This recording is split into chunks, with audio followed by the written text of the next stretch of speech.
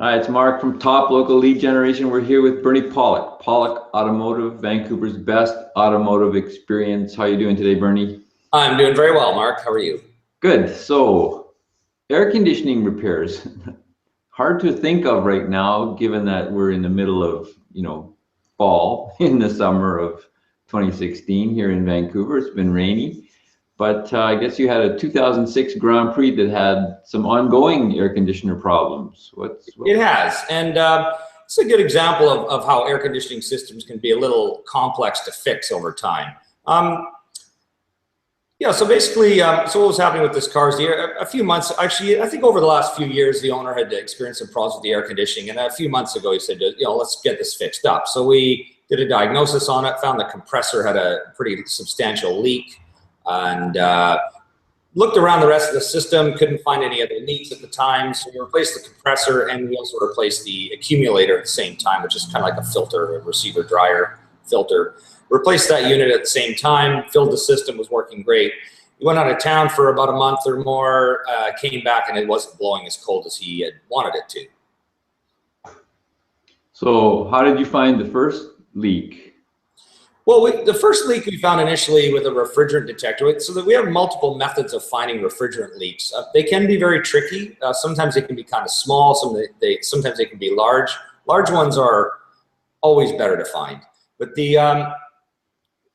with this particular refrigerant leak, the original one we found with an electronic refrigerant detector. Second time around, we looked at the vehicle and we found that it was in fact low on refrigerant again, not empty, but low. So we did some tests. Now, when we did the first repair, we added UV dye to the system. It's an ultraviolet dye, and when the vehicle, when a leak occurs, it mixes with the oil and it comes out. You can see like a green glow. So I'll just share a photo. Screen share a photo here with you, if I can get this to work. There we go.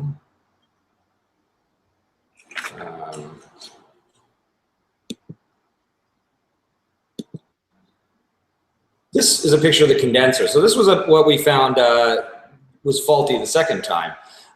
This is the condenser. It's like a radiator that sits in front of the engine. And if you notice on the bottom left corner of the picture, you can see a very greeny kind of glow. You can see there's like an oily coating on that side of the condenser. If you look on the right side of the picture, you see it's just sort of blackish type of fins. But when you look towards the left, you can see a sort of oilier film on it. And then the bottom left corner, you can see a green dye, which is absolutely 100% conclusive evidence of a leak from the condenser. So the leak UV dye is one of our favorite ways to find leaks because it's extremely conclusive, but many times a leak is so small we can't find it.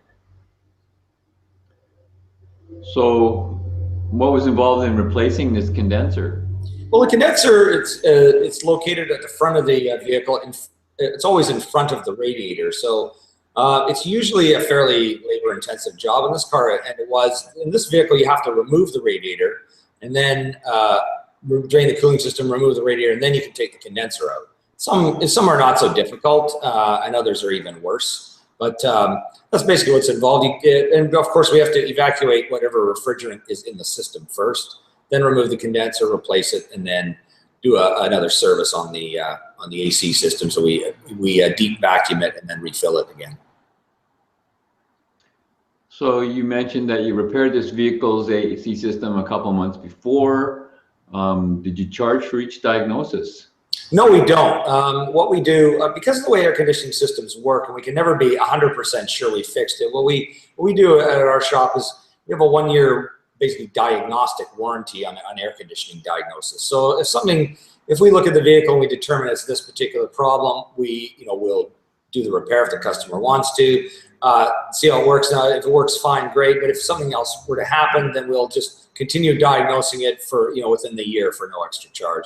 And in this case too, we also evacuated and recharged the system for no extra charge as well. It doesn't make sense to be paying for things over and over, but often you just cannot see the other leaks and things until, again, the system is repaired and it gets up to pressure and starts working.